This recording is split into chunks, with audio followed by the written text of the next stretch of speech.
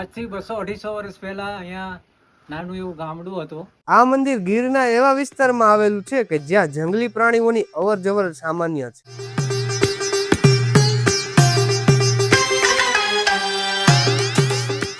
હર હર મહાદેવ મિત્રો, સ્વાગત છે ફરીથી તમારું એક નવા વ્લોગમાં. તો આજે તમને એક એવું મહાદેવનું મંદિર બતાવવાના છીએ ને, એ પ્રોપર ગીરમાં આવેલું છે. રૂખડેશ્વર મહાદેવ તરીકે ઓળખાય છે. ત્યાં રૂખડાનું ઝાડ પણ છે. તો નીકળી ગયા છીએ અમે ગીરની સફરમાં. મારી યારે ધ્રુવીલ અને મોહિત ભાઈ, હેલો કરી દો ભાઈ. તો આપણે નીકળી ગયા છીએ ગાડી લઈને. લાસ્ટ સુધી વિડીયોને જોતા રહેજો અને લાઈક કરી દેજો અને ચેનલને સબસ્ક્રાઇબ કરવાનું ભૂલતા નહીં. સ્થાનિક લોકો અને અહીંના વન વિસ્તારમાં આવતા લોકો કહે છે કે ઘણી વખત આસપાસ સિંહો, હરણ, મોર અને અનેક પ્રકારના પક્ષીઓ જોવા મળે છે. તેથી આ જગ્યાનું કુદરતી સૌંદર્ય અને જંગલનો માહોલ અનોખો લાગે છે. આ મંદિર સાથે એક રસપ્રદ સ્થાનિક કથા પણ જોડાયેલી છે. કહેવાય છે કે લગભગ 250 વર્ષ પહેલા અહીં એક નાનું ગામ વસેલું હતું. મિત્રો, અત્યારે અમે ઊભા છીએ ધારીથી દલખાણિયા જવાવાળો જે રોડ છે ને ત્યાં, અને રોડના તમે ખાલી એકવાર સીન જુઓ. તમે જો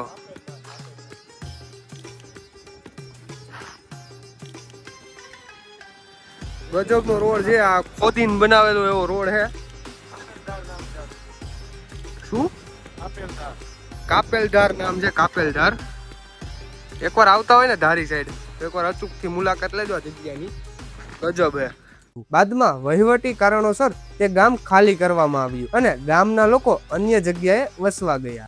મિત્રો, મારી સામેની સાઈડમાં હરણનું આખું છે ને ટોળું છે. તમે ખાલી જોવો એકવાર. જીવે હે કેમ બાકી ગજબ. આને કહેવાય પ્રોપર ગીર. સિંહ દેખાઈ જાય તો ભાઈ મજા જ આવી જાય હો ભાઈ. ગામના લોકો તો ચાલ્યા ગયા, પરંતુ અહીં એક સંત મહાત્મા રહેતા હતા. તેઓ પોતાના સામાન લઈને બીજી જગ્યાએ ચાલ્યા ગયા, પરંતુ આ સ્થળની આસ્થા અને મહાદેવનું સ્થાન આજે પણ અડીખમ છે. મંદિરની નજીક એક ખૂબ જ જૂનું રૂખડાનું વૃક્ષ આવેલું છે. સ્થાનિક માન્યતા મુજબ આ વૃક્ષ એક બ્રાહ્મણ પરિવારના આંગણે હતું અને ત્યારથી તેની સાથે અનેક કથાઓ જોડાયેલી છે. આજે પણ આ વૃક્ષ અહીં આવનારા લોકો માટે આકર્ષણનું કેન્દ્ર છે. સ્થાનિક લોકો એવું પણ કહે છે કે ગામના પ્રવેશ દ્વાર પાસે હંમેશા હનુમાનજીનું મંદિર હોય છે અને અહીં પણ હનુમાન દાદાનું મંદિર આજે તે સમયની યાદ અપાવે છે. હાલમાં અહીંના મહંત છેલ્લા લગભગ 15 વર્ષથી નિયમિત રીતે પૂજા અર્ચના કરી રહ્યા છે. અહીંથી ગોવિંદપુર સાઈડ જાય ને, ત્યાં એક વચ્ચે રસ્તો આવે છે. એ જાય છે સીધો રૂખડેશ્વર મહાદેવ તરફ. જો આ રસ્તો છે ને ત્યાં, એ રૂખડેશ્વર મહાદેવ તરફ અને આ પવિત્ર સ્થળની સેવા સંભાળી રહ્યા છે. જો તમને કુદરત, ગીરનું જંગલ, વન્યજીવન અને આધ્યાત્મિક સ્થળોની મુલાકાત લેવી ગમતી હોય તો રૂખડેશ્વર મહાદેવ એક અદ્ભુત સ્થળ છે. અહીં આવો ત્યારે જંગલના નિયમોનું પાલન કરો, શાંતિ જાળવો અને વન્યજીવોનું સન્માન કરો. આ રસ્તો છે ને અહીંથી ડાબી બાજુ વળવાનું એટલે એ રૂખડેશ્વર મહાદેવ તરફ મંદિર છે ને ત્યાં રસ્તો છે. જો તમે સીન જો ખાલી. છે બહુ જ્યાદા મોર છે. બી જાય ગાયું છે, ભેંસ છે, એ ચરે છે.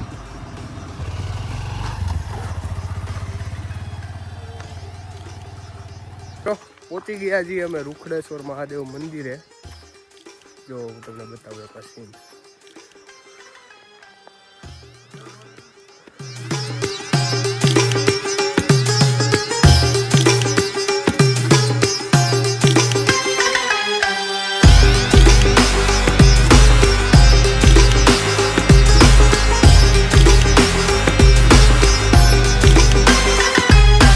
ચાલો આપણે જાણીએ આ રૂખડેશ્વર મહાદેવનો જે ઇતિહાસ છે ને એ આ સાહેબના મોઢે. આજથી 200-250 વર્ષ પહેલા અહીંયા નાનું એવું ગામડું હતું. એટલે 15-20 ખોરડા હશે. પછીથી સમય જતાં એ ગામ વિખાઈ ગયું. થોડાક ગોવિંદપુર આવ્યા, ગીગાસણ ગયા, કુબડાઈ ગયા, દલખાણીયા ગયા. એવી રીતે ગામ વિખાઈ ગયું અને અહીંયા એક ખાલી નાનું એવું ખેતર જ જેવું રહી ગયું હતું.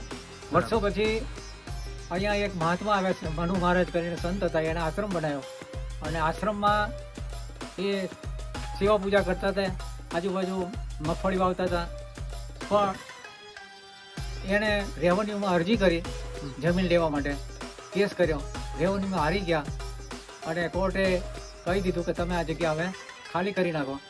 એને મુદત આપી. એ મુદતની અંદર મહાત્મા જે મનુ મહારાજ હતા એને કહી દીધું કે તમે તમારો જે સામાન છે એ લઈ જાઓ અને આ ખાલી કરી દો. જંગલ ખાતાએ આ જગ્યા ઉપર ઝાડવા ઉગાડ્યા. 2-3 વર્ષ લગી એને જાળવણી રાખી. હા, એટલે જૂનવાણી વખતમાં આ શંકરનું મંદિર હતું. આગળ જતા ગામ હતું જ્યાં રૂખડાનું ઝાડ છે, ત્યાં લોકોનું રેસિડેન્ટ હતું અને ત્યાં બ્રાહ્મણના ઘરમાં આ રૂખડાનું ઝાડ ઉગ્યું હતું એમ કહેવાય છે.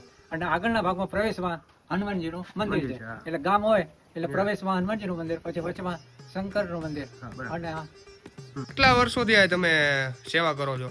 15-20 વર્ષથી અહીંયા સેવા કરું છું. બરાબર. સવાર સાંજે આવી દીવાબત્તી કરીને જતો રહું. બાકી અહીંયા કઈ જનાવરનો આતંક એવું કઈ? જનાવરનો આતંક નહીં, પણ જનાવર અહીંયા આજુબાજુ હોય જ છે. કોઈ વાર રસ્તામાં આપણને મળી જાય છે. બરાબર. અને અહીંયા મંદિરની પાસેથી નીકળે. મિત્રો, આ છે રૂખડાનું ઝાડ મારી પાછળ. સાઈડમાંથી તો હે ને એવું થઈ ગયું, પડી ગયું કે એવું કંઈક છે. 5 વર્ષ પહેલા તાવતે વાવાઝોડું આવ્યું હતું ને ત્યારે. જો ખાલી ઝાડ તમે. ઝાડે જેને લાંબી ઉધરસ હોય ને એ મટતી ન હોય ને, એ ડાળિયા ચડાવે, માનતા માને ને એટલે એની ઉધરસ મટી જાય એવું માનવામાં આવે છે. અત્યારે રવિવાર છે એટલે ઘણા લોકો આવશે અત્યારે ડાળિયાને એવું ધરવા માટે. મિત્રો, આજના વ્લોગમાં આટલું જ છે.